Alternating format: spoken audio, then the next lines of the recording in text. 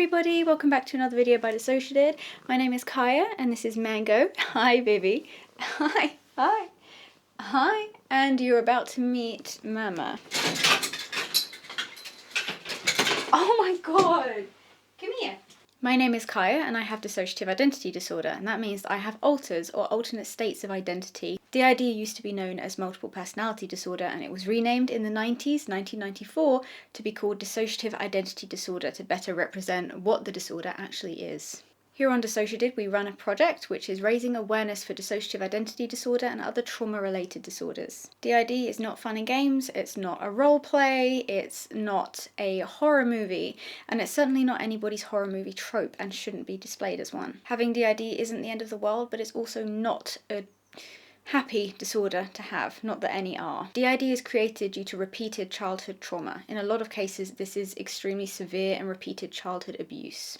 Everybody starts off with an identity, a personality that is not fully formed when you're born. It coalesces or integrates together to form your personality as you get older, generally around the ages of between 7 and 9. If there is repeated childhood trauma before those ages, there is a chance that a child who can already dissociate to a high level can develop DID. Essentially what this means is that the child's mind puts up amnesia barriers, dissociative barriers, that stops the child from remembering the abuse or trauma that they're experiencing and allows them to go about and live their life, a daily life, without the horrendous knowledge of what's happening to them. Because of this amnesia and these dissociative barriers that have been put up in the brain to protect the consciousness from the memory and awareness of the trauma that they're experiencing, when it's time for the personality to fully integrate around the ages of 7 to 9, there are blockages there. That means that instead of developing one cohesive, fully formed personality, multiple personalities are formed, multiple states of identity, some which remember and experience the trauma or abuse, and some that don't. And those parts are able to live a normal daily life without being encumbered by the awareness of the trauma that they are or were experiencing as children. We have been twice professionally diagnosed with DID, and we share our experiences of it here to try and raise awareness as much as possible. Today, one of our alters, Murmur, has filmed an introduction and meet the alters video for you. It's important to remember that most alters are created by a child's mind. The child's mind will latch onto whatever it feels it needs to survive. That means that alters can come in various different forms, not always human. If a child imagines, for example, wanting to fly away from the trauma and abuse, if only, say, their favourite character, which was a fairy or something like that, could come and save them. While they're dissociating from that trauma, their brain may imagine them being able to fly away, and alters may take that form. Other non-human alters may be formed because the child is being made to feel less than human, or being told that they're just an animal. The dehumanization and breaking of children who go through extreme trauma is what makes alters present as what they are. It's important to remember that any alter you see, the way they present themselves is due to what the brain felt it needed to be to survive, or wished it was, in order to escape the things that were happening to them. You don't get to pick and choose your alters. You don't get to choose what they are, who they are, how they present, what they look like. But enough about that. In order to film this video, Mike and I, Kaya, were co-fronting or co-conscious with Murmur. We also think that she might be an age slider because depending on whether she's talking about trauma or other things, her voice does seem to change from being more childlike to more adult and lower. You'll also be able to notice that when reading questions to answer, my voice is the most prominent one, because it was like I was reading to Murmur to assist her. Murmur is almost always only present in order to help her shower or bathe. So we came straight from the shower in order to try and help her stay out for as long as possible, or as long as she wanted to, and that's why me and Mike were there co-fronting with her. This was completely her choice. It was something that she wanted to do.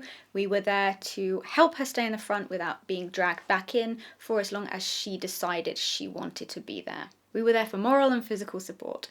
And I guess now you have a chance to meet her. My name is Murmur. I don't have an age. Or if I do have one, I'm not aware of it. I have dark hair, black eyes. I'm a mermaid. I have a green tail.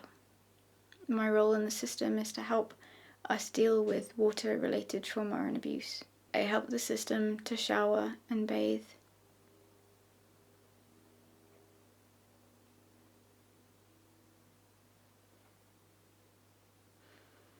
The reason I'm able to do that when other alters can't is because I am a mermaid.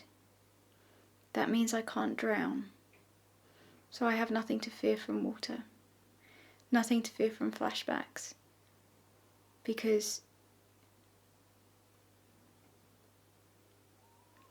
in the mind of a child who believes they're going to drown, or die in the water, or freeze to death in the water,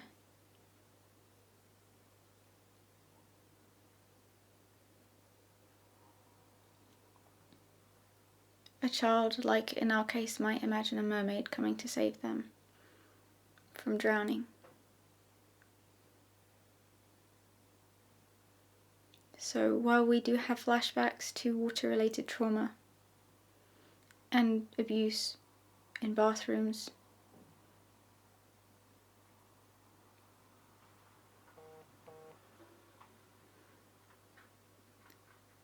I don't hold those memories all the time.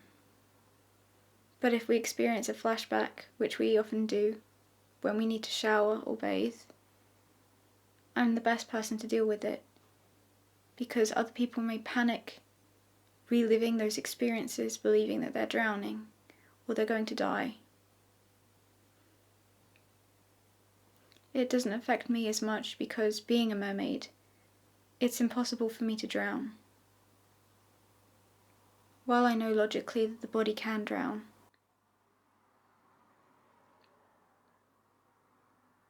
the safety that's been built in my mind when I was created as a child helps us survive and process those experiences and allows us to keep the body clean and to shower and to bathe and be functional. I'm rarely or never out at any other time, which is why my hair is wet. We have come straight from the shower, and Kaya and Mike are assisting me near to the front to help me stay here so that I can film this. Who in the system do you communicate with or know best? I keep to myself. I see Wraith and Seer occasionally. I can watch Gregory from the inner world too. I live in the inner world in a series of rivers, but I'm often asleep for large parts of the year. I only front to assist with bathing and showering and anything related to water. I find it easiest to communicate with Jade and sometimes Sally, but I rarely need to communicate. I'm here when I need to be and not here when I don't need to be. What do you think of DissociaDID after 5 years of making videos? Has your attitude changed over time? I've only had vague awareness of anything happening in the external world. It does not affect me. My role, my existence, my awareness is confined to a very small part of our life. How have you changed in the last 5 years? I'm awake more often now. I have a greater desire to speak, for people to understand why alters like me exist, for me myself to understand why I exist, and I wish that people throughout our life who made my existence necessary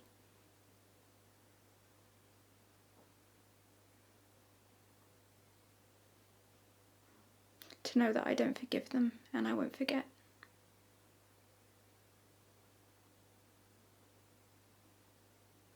They'll never meet me and they'll never see me, but I'll always see them. I can't unsee them.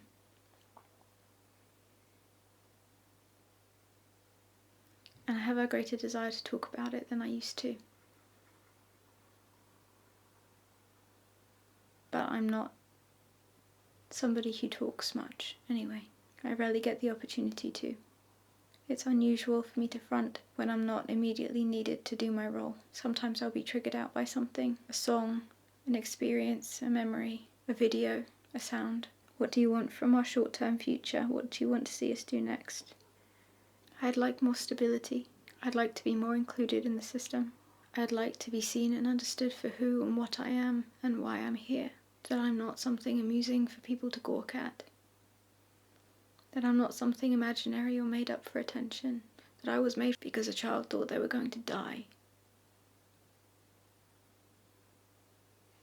and now I'm needed just so that we can shower. I'm a representation of the evil that exists in the world, and also an example of how people can heal even in the worst scenarios. And that a bad beginning doesn't necessarily mean a bad ending. I'm a symbol of resilience and strength. And I know my part in the world, and the extent of my existence is very, very tiny. But I'm still here, and I want to be recognised for it. Do you have anything to say to our followers? I posted a TikTok once, and the responses were lovely, and it made me feel very good. To people who listen, really listen. Believe it, take it in, and see the truth behind what otherwise might be considered too unbelievable or too silly to be real. To the people who listen, thank you. You're the kind of people who allow survivors to be heard and to be healed. That's all I can do. It's too hot.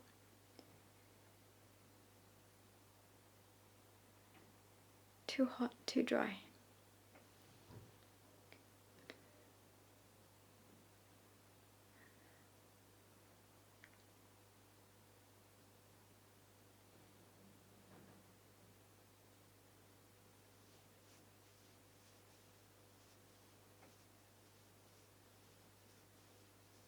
Wiggly.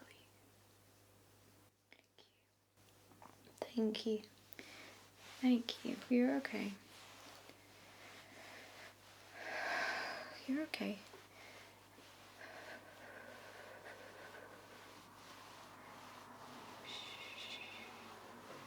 You're okay. You're okay. You did so good. It's all done. It's over now. It's all finished. Oh,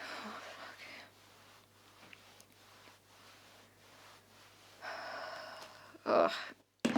Bring on the world's worst headache. Why are we all blurry? Oh, I hope it hasn't been blurry like that this whole time. What the fuck, man? Ew. Thank you for watching, everybody. Please like and subscribe if you enjoyed this video and learning about dissociative identity disorder. If you'd like to learn more about DID or the way that it works scientifically in the brain, the biology behind it, the psychology behind it, check out one of the playlists on our channel. We have lots of videos like that. And if you'd like to meet more of our system and get to know who is bringing you these videos and the system that runs this channel, this project, then have a look at our Meet the ALTERS series. Please make sure you've subscribed, and if you click the name DissociaDID, it will take you to the main channel page and you'll see a little bell icon. Make sure you've got that clicked so that you know when videos are coming. We're also trying to raise money for legal costs because we went to court, and this helps us pay the legal fees. That fundraiser, if you'd like to donate or share it, is www.crowdjustice.com/case/dissociative. We hope you all have a lovely day, stay safe, be gentle with yourselves, and we hope to see you in the next video next week. Lots of love, everybody. Bye.